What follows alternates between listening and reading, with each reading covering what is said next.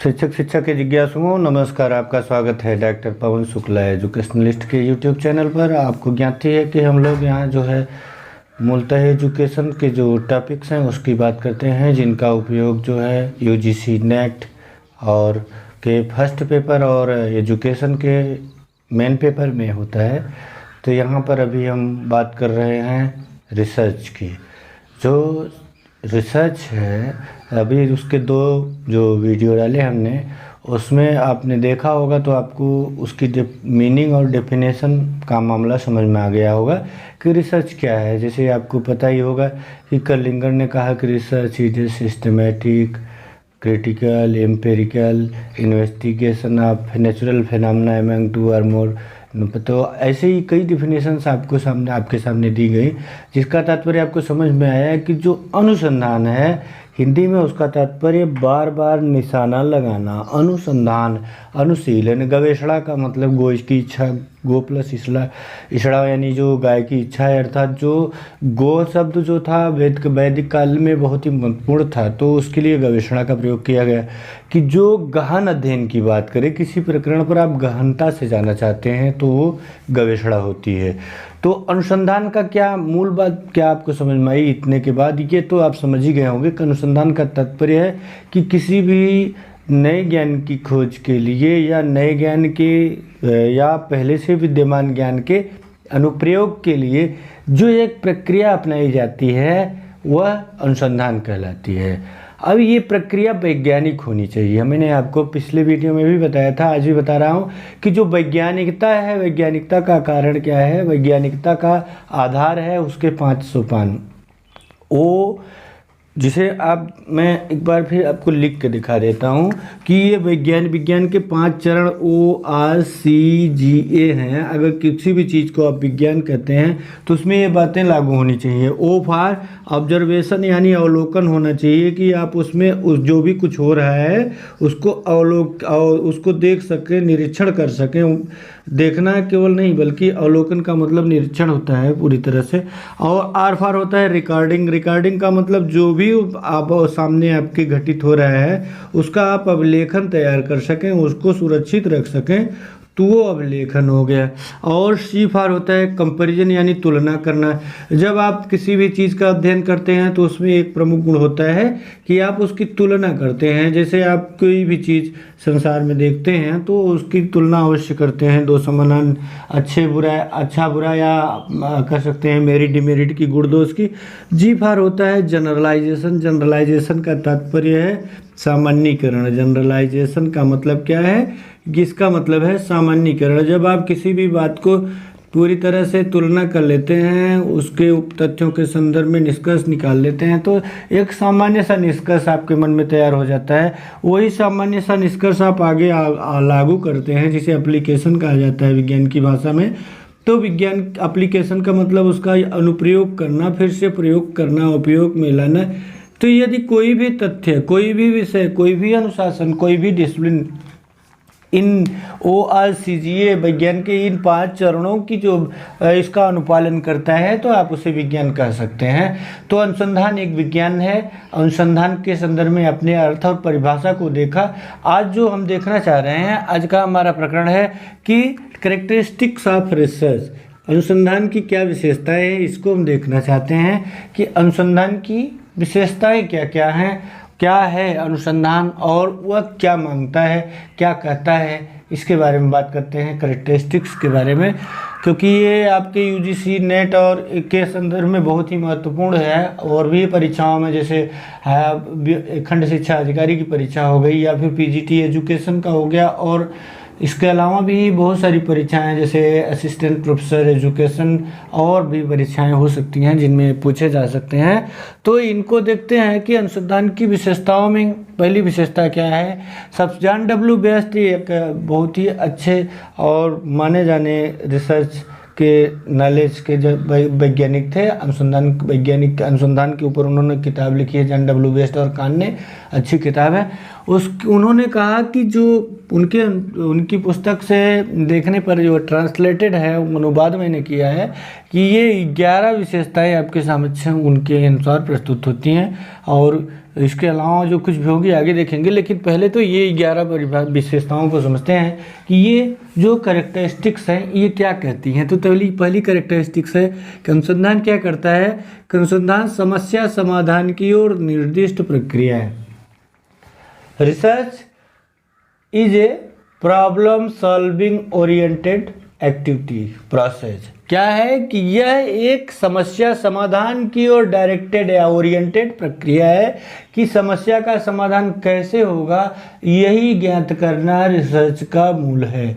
आपके सामने कोई समस्या है तो आप उस समस्या का जो समाधान करना चाहते हैं, तो ये अनुसंधान क्या करता है, इस समस्या समाधान की ओर निर्दिष्ट प्रक्रिया है। आपकी समस्या इधर है तो समस्या कैरेक्टरिस्टिक्स की तरफ से, तो ये रिसर्च आप करेंगे तभी आप पाएंगे, चाहे वो रिसर्च छोटा हो बड़ा हो, समस्या का समाधान करना उसका लक्ष्य होता है। उसके बाद दूसरी कैरेक्टरिस्टिक्स देखें तो अनुसंधान सामान्यीकरण, अनुसिद्धांत, सिद्धांत के विकास व प्रतिपादन पर बल देता है। जो अनुसंधान है किस पर बल देता है, अनुसंधान सामान्यीकरण पर बल देता है। एक जनरलाइजेशन तक आपका पहुंचना अनिवार्य है। अब जो अगर रिसर्च को फॉलो कर रहे हैं तो रिसर्च ये ORCGA को फॉलो करेगा। ORCGA एक सिस्टम से हो जाएगा 5 स्टेप पर, और उस स्टेप में जाने पर उसको सामान्यीकरण प्राप्त होगा। तो सामान्यीकरण के विकास और सामान्यीकरण के प्रतिपादन यानी सामान्यीकरण को स्थापित करने में रिसर्च सहायक होता है, और अनुसिद्धांत के विकास और अनुसंधान के प्रतिपादन में सहायक होता है। यह सिद्धांत के विकास और सिद्धांत के प्रतिपादन में सहायक होता है। क्यों सहायता जो मिलता है अनुसंधान के पश्चात जो सामान्यीकरण, अनुसिद्धांत और सिद्धांत हमको प्राप्त होता है, उसका परिणाम हम कहाँ करते हैं, उसका परिणाम हम भविष्यवाणी करने में करते हैं। भविष्यवाणी किसके संदर्भ में करते हैं आप जानते हैं, भविष्यवाणी 2 या 2 से अधिक चरों के मध्य क्या संबंध है उसका हम देखना चाहते हैं कि उसका भविष्य में इन फ्यूचर उसके क्या हो सकते हैं। जैसे आप नमक और पानी 2 चीज़ें 2 वेरिएबल होंगे। चर का मतलब आप आगे बताएंगे इसी रिसर्च के टॉपिक्स में आगे बढ़ते हुए। चर का मतलब जो चलने वाला हो यानी जिसका मान बदलने वाला है। अचर का मतलब जो स्थिर है, जो कांस्टेंट है, जो एकदम रुका हुआ है। तो जो चर है वह 2 चरों के बीच संबंध। मैंने कहा कि आपको नमक और जल का जो उदाहरण दिया है कि नमक और जल में क्या संबंध है आप बता सकते हैं। आप नमक में जल में डाल देंगे तो क्या होगा, नमक घुल जाएगा और ये एक नमकीन रस शरबत तैयार हो जाएगा ना। तो ये भविष्यवाणी आप कर सकते हैं, आप जानते हैं। लेकिन आप बालू और जल को मिलाएंगे तो क्या होगा।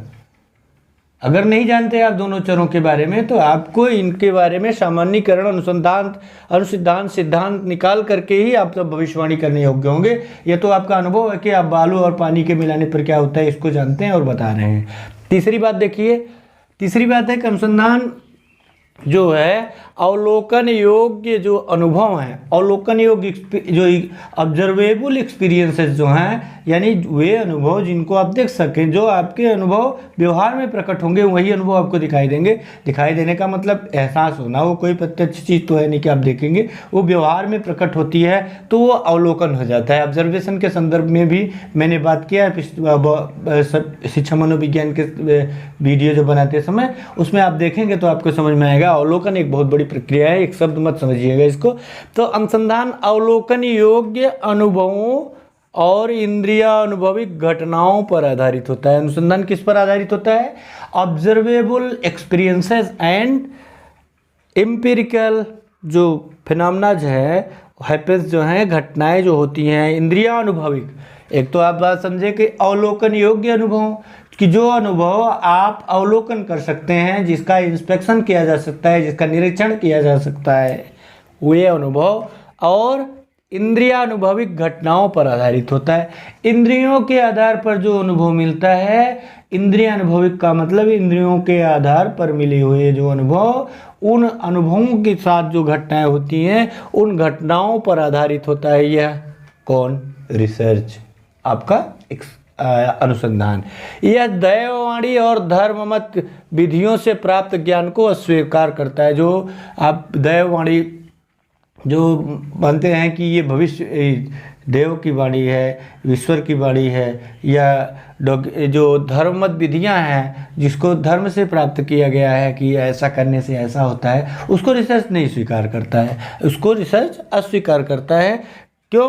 क्योंकि केवल वह उसी ज्ञान को स्वीकार करता है जिसका अवलोकन से पुष्टि हो सके। रिसर्च केवल उसी ज्ञान को स्वीकार करता है जिसकी की अवलोकन के द्वारा पुष्टि हो सके। ऑब्जर्वेशन की प्रक्रिया को आप देखिए, पीडीएफ मेरा पिछले समझेंगे आपको कि ऑब्जर्वेशन क्या है। तो ऑब्जर्वेशन आप समझेंगे तब आपको समझ में आएगा कि अवलोकन से पुष्टि है। अवलोकन का क्या प्रोसेस है? अवलोकन का मतलब ये हुआ कि जो ऑब्जर्वेशन किया जाना है वह एक पूरी तरह से निरपेक्ष हो और उसकी पूरी प्रक्रिया के हर बिंदु पर हो। क्या, क्यों, कैसे, तमाम प्रश्नों के उत्तर पाने का प्रयास किया जाए। तो इसीलिए कहा जा रहा है कि अनुसंधान केवल योग्य अनुभवों और इंद्रियानुभविक घटनाओं पर आधारित होता है। यह दैववाणी और धर्ममत विधियों के ज्ञान को स्वीकार करता है तथा उसी ज्ञान को स्वीकार करता है जिसके अवलोकन से पुष्टि हो। अनुसंधान चौथा विशेषता है कि अनुसंधान शुद्ध अवलोकन चाहता है, अवलोकन व विवरण चाहता है। अनुसंधान क्या करता है? रिसर्च डिमांड्स प्योर ऑब्जर्वेशन यार एग्जैक्ट ऑब्जर्वेशन एंड डिस्क्रिप्शन। तो यह रिसर्च जो है शुद्ध अवलोकन चाहता है। शुद्ध अवलोकन का मतलब वस्तुनिष्ठ अवलोकन। वस्तुनिष्ठ अवलोकन का मतलब उसमें विषय निष्ठता न आए कि जो ऑब्जर्व करने वाला हो वह किसी प्रकार से पक्षपात न करे, बल्कि वो वही कंक्लूजन निकाले, निष्कर्ष निकाले जिसको कि सभी लोग निकालेंगे। लगभग कहा गया, इसलिए कि एकदम 100% नहीं हो सकता, लेकिन ऑलमोस्ट होना चाहिए कि ऑलमोस्ट जो उसका एग्जैक्ट ऑब्जर्वेशन है वह एग्जैक्ट ऑब्जर्वेशन और डिस्क्रिप्शन चाहता है, जिसके लिए वैध व विश्वसनीय आंकड़ा संग्रह प्रविधियों का उपयोग करता है। ये जो एग्जैक्ट ऑब्जर्वेशन एंड डिस्क्रिप्शन उसकी डिमांड है, उसकी डिमांड को कैसे पूरा करता है? उसके लिए वो valid and reliable data collection methods का उपयोग करता है। जो valid and reliable data collection methods हैं उनका उपयोग वह करता है। इसका मतलब क्या है कि वैलिड का मतलब घड़ी है या, तो यह घड़ी अगर सही समय बता रही है तो ये वैलिड है। यानी जो चीज़ जिस चीज़ के लिए बना है अगर वह उसका उपयोग वही कर रही है तो वो वैलिड है। जैसे ये मार्कर कहा जाता है संसार में, यदि अगर ये मार्कर चल रहा है, मार्कर के रूप में लिख रहा है, मार्क कर रहा है तो मार्कर है, नहीं तो मार्कर नहीं है। बात समझ रहे हैं? वैलिडिटी का मतलब हुआ जिस चीज़ के लिए जो चीज़ बनाई गई है, जो उसका उद्देश्य है बनाने का, अगर उसकी पूर्ति करता है तो वैलिड है। और रिलायबिलिटी का मतलब विश्वसनीयता का मतलब कि अगर इसको मार्कर को मैं चला रहा हूँ तो इसमें ब्लू से लिख रहा है, तो आप भी चलाएंगे तो आपके द्वारा भी यह ब्लू ही लिखना चाहिए। यदि आपके चलाने पर यह ग्रीन लिखने लगे या फिर रेड लिखने लगे तो इसकी रिलायबिलिटी में है, जो होगा उस पर आप रिलायबल नहीं इसे कह सकते, क्योंकि ये मार्कर मैंने एग्जांपल दिया है कि ये मतलब किसी कोई भी वस्तु है वो सबके लिए एक जैसा ही अनुमान। जैसे एग्जांपल के लिए इस घड़ी में आप देखिए 6:40 हो रहे हैं, 6:40 हो रहे हैं, तो आप भी देख रहे होंगे तो आपको भी इसमें 6:40 ही दिखना चाहिए। ये ऐसा नहीं है कि ये यहाँ 6:40 आपके लिए 7:40, उनके लिए 8:40, इस तरह से अगर दिखाती है तो उसकी रिलायबिलिटी नहीं है। इसीलिए अनुसंधान जो है एग्जैक्ट ऑब्जर्वेशन और डिस्क्रिप्शन चाहता है, जिसके लिए वो valid and reliable data collection methods का उपयोग करता है। डाटा कलेक्शन मेथड का मतलब जो उपयोग किया जा रहा है, जिसके समस्या के संदर्भ में आप जो है समाधान चाहते हैं, तो उस समस्या के विभिन्न पक्षों के संदर्भ में आप आंकड़ों को देखेंगे। क्या, क्यों, कैसे का जवाब पाने के लिए आपको कुछ तो बेस चाहिए, आपको आधार चाहिए ना कि कोई ट्रेन आज लेट क्यों हुई है, उसका क्या आधार है। तो ये डाटा कलेक्शन आपको करना पड़ेगा कि ट्रेन किस स्टेशन से चली थी और किस स्टेशन पर अभी है, वहाँ से वहाँ तक पहुँचने में कितना जनरली समय लगता है और कितना आज लगा है, आज कहाँ ज़्यादा समय लगा है। तो ये आपको आंकड़े हैं। 30 आंकड़ों का संग्रह करने के लिए, कलेक्शन करने के लिए reliable and valid data collection method का उपयोग रिसर्च करता है, जिसको आप जो है डाटा कलेक्शन मेथड्स में आपको बताएंगे। अगला जो है जो पांचवा इसकी खूबी है वह है कि अनुसंधान एक नए उद्देश्य के लिए प्राथमिक स्रोतों या प्रत्यक्ष स्रोतों से नए आंकड़ों के संकलन को समाहित करता है। कह रहा है इसमें जो नेक्स्ट कैरेक्टरिस्टिक फिफ्थ है कि रिसर्च क्या करता है, फॉर न्यू गोल, एक नए गोल के लिए प्राइमरी सोर्सेज और एग्जिस्टिंग सोर्सेज का एग्जिस्टिंग डाटा से नए आंकड़ों को बना लेता है। Primary source and secondary source research के संदर्भ में आप जान लीजिए दो प्रकार के स्रोत अनुसंधान में प्रश्न आते हैं, आपको नेट में भी आए हैं, कई बार आए हैं। तो प्राइमरी एक मूल बात आपको समझा रहे हैं, जल्दी करेंगे तो फिर आप नहीं समझ पाएंगे, थोड़ा सा समय दीजिए। प्राइमरी सोर्स का मतलब है कि प्राथमिक स्रोत का तात्पर्य है कि वह स्रोत जिससे आपकी जो समस्या है उससे मूल रूप से जुड़ी है। जैसे कि मान लीजिए आप राणा प्रताप के बारे में रिसर्च कर रहे हैं, तो राणा प्रताप के बारे में रिसर्च करने के लिए यदि आप राणा प्रताप के द्वारा जो प्रत्यक्ष बातें हैं वहाँ आप जाते हैं, हल्दी गाड़ी देखते हैं, उनके द्वारा जो वहाँ का किला बनवाया गया और जो वहाँ के लोगों की प्रत्यक्ष बातें सुनते हैं, तो उनका वो प्राइमरी सोर्स हुआ। और सेकेंडरी सोर्स का मतलब आप किसी राणा प्रताप पर रिसर्चर के द्वारा आप उसके आंकड़े का एक कलेक्शन कर रहे हैं या फिर किसी और के द्वारा, मतलब आप जब उस प्राइमरी डाटा से तैयार किए गए किसी सेकेंडरी डाटा को यूज करते हैं तो वो द्वितीय आंकड़ा हो जाता है। तो ज़्यादा रिलायबल आपका प्राइमरी सोर्स होता है और जो एग्जिस्टिंग डाटा है उससे नए आंकड़े को संकलन का समाहित करता है, उसको नए आंकड़े उसमें जो कंक्लूड करता है कि नए आंकड़े उसको चाहिए, इसलिए वो प्राइमरी सोर्स और जो एग्जिस्टिंग डाटा है उससे भी वो काम चला लेता है।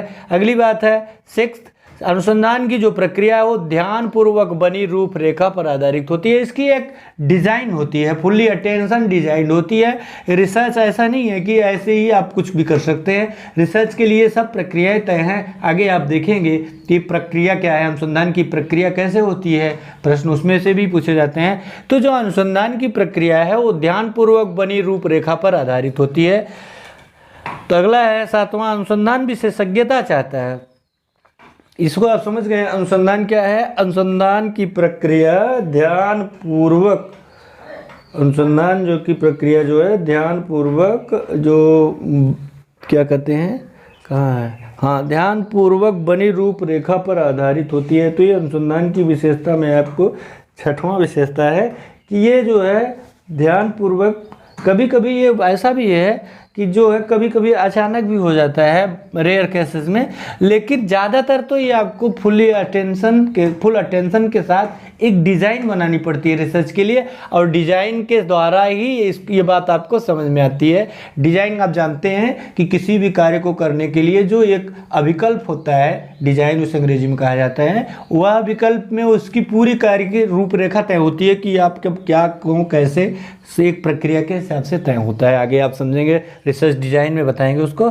इसके बाद देखिए, अनुसंधान जो होता है विशेषज्ञता चाहता है। रिसर्च डिमांड्स स्पेशलिटी, जो है वह स्पेशलिटी चाहता है, विशेषज्ञता। ऐसा नहीं कि सामान्य आप कोई भी चीज़ का रिसर्च कर सकते हैं। जैसे मेरा जो स्पेशल फील्ड है वो एजुकेशन है, तो आप कहिए कि मैं जो हूँ चलूँ केमिस्ट्री का कर सकता हूँ, बीएससी हूँ तो इसलिए थोड़ा बहुत उसमें भी कर सकता हूँ। हाँ, जूलॉजी का मुझे दे दीजिए कि आप बायो का, जूलॉजी या बॉटनी किसी का रिसर्च करने के लिए दीजिए कि ये पेड़ पौधे जो हैं इस तरह से क्यों प्रभावित हो रहे हैं या क्या हो रहा है। तो उसमें मैं नहीं जान पाता, आप भी ऐसे ही जान नहीं पाएंगे जो आपकी स्पेशलिटी नहीं है। क्यों नहीं जान पाएंगे? क्योंकि स्पेशलिटी चाहिए, उसकी विशेषज्ञता चाहिए। हर विषय की अपनी एक खूबी होती है, उसकी कुछ डिमांड्स होती हैं। आप जब कोई विषय पढ़े हैं, अपने कॉमर्स पढ़ा है, अपने साइंस पढ़ा है, अपने मैथ पढ़ा, अपने इंग्लिश पढ़ा, जो भी सब्जेक्ट आपका रहा है मेन स्ट्रीम, तो उसमें आप देखेंगे कि आप यहाँ तक पहुँचे हैं तो उसमें कुछ ना कुछ विशिष्ट बातों को आपने ग्रहण कर लिया है। वो विशिष्टता रिसर्च भी चाहता है कि जो भी प्रॉब्लम हो, उस प्रॉब्लम की फील्ड को सॉल्व करने वाला, उसका स्पेशल नॉलेज रखने वाला होना चाहिए। अगली बात है कि आठवां, अनुसंधान प्रयुक्त प्रत्येक संभव परिणामों और संकलित आंकड़ों और प्राप्त निष्कर्षों को वस्तुनिष्ठ और तार्किक बनाने का प्रयास करता है। क्या करता है अनुसंधान? जो प्रत्येक संभव परीक्षण है, जितने भी संभव परीक्षण हो सकते हैं, प्रत्येक संभव परीक्षण, और जितने भी संकलित आंकड़े हैं, जो कि कलेक्टेड डाटा हैं, और जो प्राप्त निष्कर्ष है, जो भी निष्कर्ष प्राप्त हुए हैं, उन प्राप्त निष्कर्षों को वस्तुनिष्ठ, ऑब्जेक्टिव और रीजनल बनाने का प्रयास करता है। अनुसंधान व्यवस्थित समस्याओं की खोज करता है। अनुसंधान क्या करता है? व्यवस्थित समस्याओं की खोज करता है। जो एक उसको व्यवस्थित समस्याओं की खोज का क्या तात्पर्य है कि रिसर्च जो है ऐसे ही किसी प्रॉब्लम की खोज नहीं करता है। रिसर्च एक ऑर्गेनाइज, एक सिस्टमेटिक बनाता है खुद को, प्रक्रिया को, और उस सिस्टमेटिक ढंग से प्रॉब्लम को निकालता है। और अनुसंधान धैर्य, गंभीरता और कभी कहे साहस भी चाहता है। अनुसंधान क्या क्या चाहता है? धैर्य चाहता है, गंभीरता चाहता है, और कभी कभी साहस भी चाहता है कि उसके साथ अनुसंधान रिसर्च करने वाला जो है वो, उसको धैर्य चाहिए, उसको गंभीरता चाहिए, उसको साहस चाहिए। अगली बात है कि अनुसंधान ध्यानपूर्वक किया हुआ अभिलेखित किया जाता है कि ये जो रिसर्च है ना वो फुल्ली अटेंशन के साथ ध्यानपूर्वक किया जाता है। उसको किया जाता है कि मतलब उसको ध्यानपूर्वक करना चाहिए, जहां भी उसकी जो भी प्रक्रिया फुल्ली अटेंशन के साथ होनी चाहिए, और वो रिकॉर्ड किया जाता है। रिकॉर्ड करने का मतलब अभिलेखित किया जाता है। इस तरह से हमने जो है अनुसंधान की विशेषताओं को आपके समक्ष प्रस्तुत किया और पूरी तरह से समझाने का प्रयास किया। जो बातें आपको न समझ में आए आप कमेंट बॉक्स में आइए, आपका स्वागत है। चैनल लाइक करना, शेयर करना, सब्सक्राइब करना मत भूलिएगा। धन्यवाद, नमस्कार।